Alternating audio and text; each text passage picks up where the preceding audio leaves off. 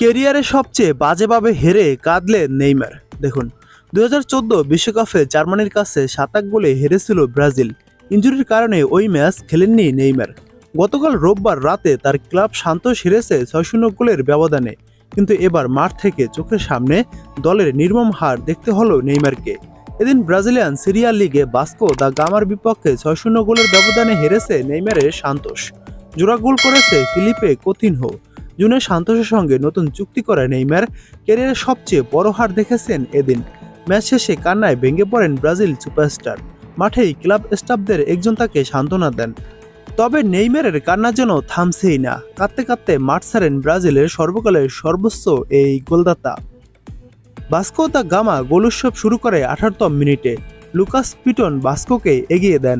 প্রথমার্ধে একটি গোলই পায় বাস্কো, কিন্তু দ্বিতীয়ার্ধে সান্তোসের রক্ষণ দুমড়ে মুচড়ে ফেলে ক্লাবটি একে একে 5টি গোল করে। লিভারপুল ও বার্সেলোনার সাবেক ফরোয়ার্ড কোতিনহো চলতি মৌসুমেই বাস্কোতে যোগ দিয়েছেন। জাতীয় দলে নেইমারের এই সতীর্থ দ্বিতীয়ার্ধে 2টি গোল করেন। 54 ও 62তম মিনিটে গোল করেন ব্রাজিলের এই ফরোয়ার্ড। তার আগে 52তম মিনিটে 1 গোল করেন ডেভিড। এতে 4-0 গোলে এগিয়ে যায় বাস্কো। এছাড়া 60তম মিনিটে রায়ান রোসা পেনাল্টি থেকে গোল করে বাস্কোকে 5-0 ব্যবধানে এগিয়ে দেন।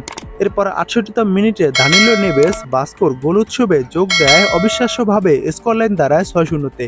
এই জয়ে বাস্কো অবনবন অঞ্চলের বাইরে উঠে এসেছে। বর্তমানে টেবিলের 15তম স্থানে থাকা সান্তোসের চেয়ে মাত্র 2 পয়েন্টে পিছিয়ে রয়েছে তারা।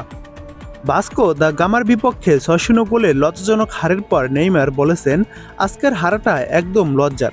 নিজেদের পারফরম্যান্সে আমি ভীষণ হতাশ। ফ্যানরা পুরো ঠিক আছে, ওদের প্রতিবাদ করারই কথা, তবে সহিংসতা ছাড়া চিৎকার গালাগাল সব করা উচিত তাদের। আজকে ওরা একদম ঠিক। আমি নিজেও ভীষণ লজ্জা পেয়েছি।